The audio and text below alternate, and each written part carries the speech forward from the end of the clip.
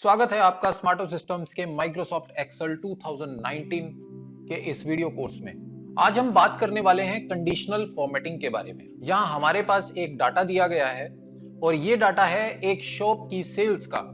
यहाँ date wise data दिया गया है और कॉलम नंबर 2 में ये बताया गया है कि कितनी सेल किस सेल्समैन ने करी, कितने रुपए का प्रोडक्ट किस सेल्समैन ने बेचा और किस डेट को बेचा, और मोड ऑफ पेमेंट क्या था, यानी कैश में पेमेंट ली या पेमेंट गेटवे से ऑनलाइन पेमेंट ली या क्यूआर कोड से पेमेंट ली।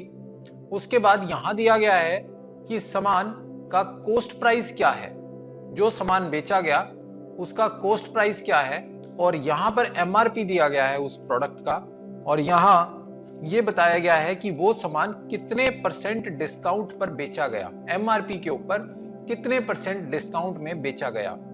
लेकिन ये सेल्स प्राइस वाली सेल खाली है, ये कॉलम पूरा का पूरा खाली है। तो फ्रेंड्स, कंडीशनल फॉर्मेटिंग को स्टार्ट करने से पहले हम इस डाटा को कंप्लीट करेंगे, क्योंकि इस डाटा की मदद से हम बहुत सारे प्रैक्टिकल्स करने वाले हैं। सिर्फ कंडीशनल फॉर्मेटिंग ही नहीं, आगे पिवोट टेबल और भी इसके अलावा बहुत कुछ हम इसी डाटा की हेल्प से करने वाले हैं। तो आइए सबसे पहले जानते हैं हम फॉर्मूलाज को। फॉर्मूलाज का बेसिक मैं आपको क्लियर करना चाहता हूं कि फॉर्मूला कैसे लगाया जाता है। किसी भी फॉर्मूला को लगाने के लिए हमें इज इक्वल टू लगाना होता है सबसे पहले। उसके बाद जो भी मैथमेटिकल कैलकुलेशन मुझे करनी है वो मैं करता हूं। अब जैसा कि मैथ्स में आपको अगर एमआरपी के ऊपर डिस्काउंट अप्लाई करके सेल प्राइस निकालना है तो कैसे करेंगे आप सबसे पहले एमआरपी लिखेंगे। एमआरपी है 3640। अभी मैं सिर्फ और सिर्फ रो नंबर 2 यानी फर्स्ट वैल्यू की बात कर रहा हूं। उसके बाद उसको मल्टीप्लाई करेंगे डिस्काउंट काटने के बाद जितना परसेंट बचता है उससे। अब 100% में से डिस्काउंट कितना गया, 10%, बचा कितना, 90%। तो 100% माइनस 10%, 90। यहां मैंने ब्रैकेट लगाया और ये मैंने ब्रैकेट क्लोज कर दिया। तो अब 3640 को मल्टीप्लाई किया है मैंने 100% माइनस 10% यानी 90% से, तो मेरा आंसर आता है 3276। लेकिन ये है मैनुअल तरीका। एक्सेल में कभी भी इस प्रकार कैलकुलेशन नहीं की जाती, क्योंकि अगर मैं इसी तरह से कैलकुलेशन करने लगा तो सभी के सभी सेल्स पर मुझे बार बार कैलकुलेशन करनी पड़ेगी। एक्सेल का काम है आपके काम को आसान करना, आपकी कैलकुलेशंस को आसान करना और तुरंत बल्क में बहुत सारी कैलकुलेशंस को एक साथ करना। तो अब हम कैसे करेंगे कैलकुलेशन ये समझते हैं। इसको हम डिलीट कर देते हैं। फॉर्मूला हम दोबारा से लिखेंगे, लिखना वही है लेकिन उसको लिखने का तरीका बदलेगा।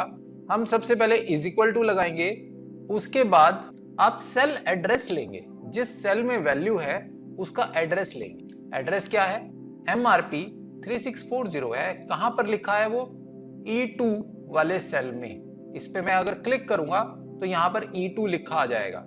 आप दो तरीके से कर सकते हैं, आप मैन्युअली E2 भी लिख सकते हैं और उस सेल पर भी क्लिक कर सकते हैं। सबसे आसान तरीका यही है कि आप उस सेल पे क्लिक करें। अब देखें यहां पर जैसे he is equal to E2 किया तो यहां वैल्यू आ गई 3640, बिकॉज E2 से वो वैल्यू को फेच कर रहा है।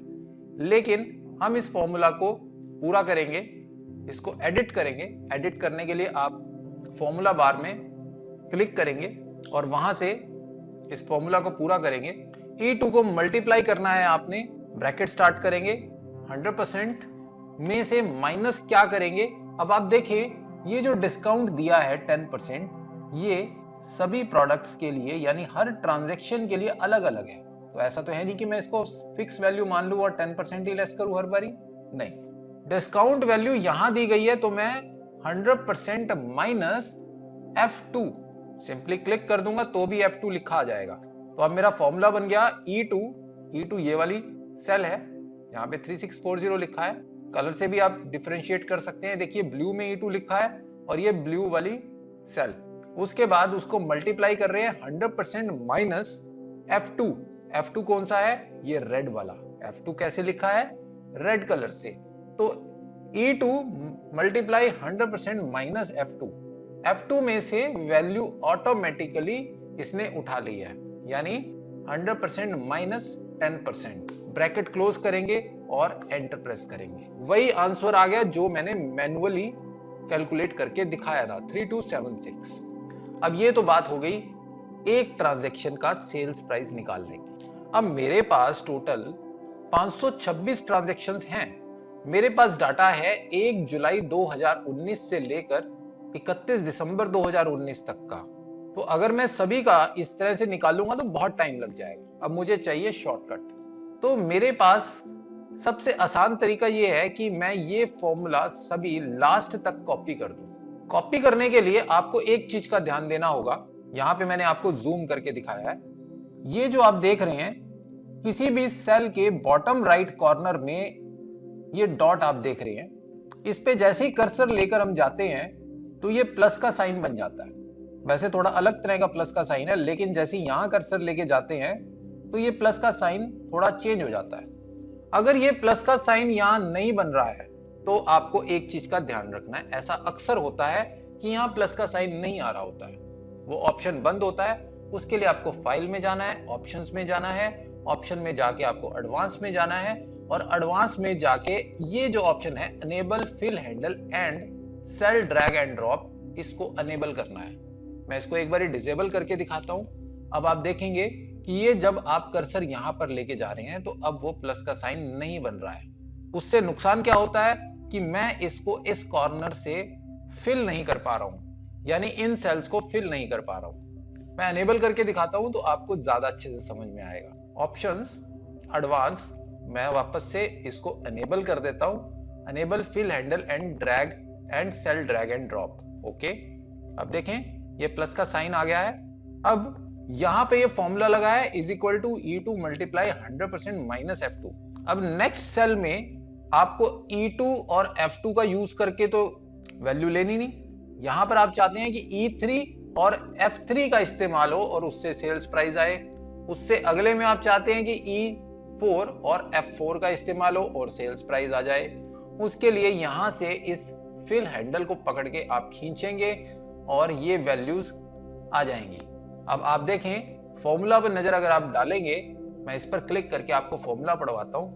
अब यहां पर वैल्यूज यूज हो रही हैं E3, यानी अगली लाइन ये E3 है, और मल्टीप्लाई 100% माइनस F3, ये F3 है, F3। यानी अब जो वैल्यू है वो इन दो सेल से आ रही है। वैसे ही और आगे आप बढ़ेंगे, अगले में आप देखें E4 और F4 यूज हो रहा है, उससे अगले में E5 F5 यूज हो रहा है। इस तरह से जब आप यहां से इस पर्टिकुलर हैंडल का, फिल हैंडल का यूज करके ड्रैग करते हैं तो वो लास्ट तक फॉर्मूला को भी इंक्रीमेंट करता चला जाता है। तो ये स्मार्टनेस है माइक्रोसॉफ्ट एक्सेल की। अब लास्ट तक कॉपी करने के मेरे पास वैसे बहुत सारे तरीके हैं, लेकिन दो सबसे ज्यादा मेन तरीके हैं। वो है एक कि मैं इसको यहां से ड्रैग करके लास्ट तक पेस्ट कर दूं। मुझे बहुत नीचे तक खींचना पड़ेगा, मैं उस तरीके को रिकमेंड नहीं करूंगा। मैं रिकमेंड करूंगा कि आप इस पे डबल क्लिक करें। दूसरा तरीका जो है, ये जो प्लस का साइन जब बनता है तब आपको माउस से डबल क्लिक करना है। लेकिन एक चीज का ध्यान रहे, माउस से डबल क्लिक करके लास्ट तक फॉर्मूला अपने आप अप्लाई हो जाएगा। लेकिन वो लास्ट क्या है, उस पर्टिकुलर कॉलम में जिस जगह तक कोई चेंज नहीं है। अब जैसे मैं यहां पे वैल्यूज चेंज कर रहा हूं आपको समझाने के लिए, और यहां तक की वैल्यूज को मैंने चेंज कर दिया। सिंपली ड्रैग किया इस हैंडल से तो वो ऑटोमेटिकली डाटा कॉपी हो। लेकिन अगर मैं यहां पे डबल क्लिक करता हूं तो आप देखेंगे यहीं तक ही वो फॉर्मूला अप्लाई हुआ है। ये गलती हम अक्सर करते हैं। हमें इस चीज का ध्यान देना चाहिए कि वो वैल्यूज कहां तक चेंज हो रही हैं। यहां तक इसलिए हुआ है बिकॉज इसके बाद चेंज है। यहां तक डाटा है सेल्स में और यहां नहीं है, ये चेंज है। यानी जो कड़ी है वो टूट रही है, चेन ब्रेक हो रही है। उसके बाद अब मान लो यहां पर मैं एक वैल्यू डाल देता हूं 1 2 3, और ये मैंने एक वैल्यू डाल दी। अब मैं यहां से अगर डबल क्लिक करूंगा इस पर्टिकुलर कॉर्नर पे, बॉटम राइट कॉर्नर पे डबल क्लिक करूंगा तो वो फॉर्मूला यहां तक अप्लाई होगा, इसके बाद नहीं जाएगा। बिकॉज यहां फिर चेन ब्रेक हो रही है, यहां पे एक वैल्यू है और उसने उस रास्ते को रोक लिया है। यानी अगर लाइन भरी हुई है और आगे खाली आ जाती है तब भी वो रुक जाएगा, और खाली है और आगे भरा हुआ कुछ आ जाता है तब भी वो रुक जाएगा। दोनों ही केसेस में रुक जाएगा। अब मैं इसको डिलीट कर देता हूं। अब मैंने यहां पे ध्यान देना, इसको डिलीट करने के लिए मैं क्लियर में जाके क्लियर ऑल किया है। ऐसा क्यों किया मैंने? मैं चाहूं तो इसको क्लिक करके सिंपली डिलीट भी कर सकता था, लेकिन उसमें मुझे नुकसान ये था कि ये फॉर्मेटिंग जो है, फिल कलर जो मैंने किया हुआ है वो ज्यों का त्यों बना रहता। तो उसके लिए मैं क्लियर में गया और क्लियर ऑल किया। उससे क्या हो गया कि फॉर्मेटिंग भी डिलीट हो गई और टेक्स्ट भी डिलीट हो गया। तो अब मुझे लास्ट तक इस फॉर्मूले को अप्लाई करना है। मैं यहां पे डबल क्लिक करूंगा। अब ये लास्ट तक अप्लाई हो गया है बिकॉज बीच में कोई ब्रेक नहीं था। अब देखिए लास्ट तक फॉर्मूला अप्लाई हो गया। तो अब मेरी ये टेबल कंप्लीट हो गई है। मेरे पास कॉस्ट प्राइस भी है, एमआरपी भी है, डिस्काउंट भी है और सेल्स प्राइस भी आ गया है। अब एक चीज हमें और करनी है, जब माल कस्टमर को बेचा गया तो राउंड फिगर में पेमेंट लिया गया, लेकिन यहां पर आप देखें डेसिमल वैल्यूज भी हैं। ऑब्वियसली 50 पैसे तो लिए नहीं गए होंगे कस्टमर से, तो मैं यहां पर डिक्रीज कर देता हूं डेसिमल वैल्यूज, लेकिन मैं नहीं कर पा रहा हूं। क्यों? क्योंकि आप देखें सेल्स की फॉर्मेटिंग जनरल है, ये नंबर्स नहीं है। उसके लिए पहले मैं इसे नंबर बनाऊंगा और अब ये देखिए डेसिमल वैल्यूज सभी की आ गई हैं, 0.50, 0.50। अब मैं इसके डेसिमल्स को डिक्रीज करूंगा। अब ये सारे के सारे राउंड फिगर में मेरे पास वैल्यूज आ गई हैं। तो ये तो थी बात डाटा की। अभी हमने अपना डाटा कंप्लीट कर लिया है। अब हम आगे बढ़ते हैं कंडीशनल फॉर्मेटिंग पे।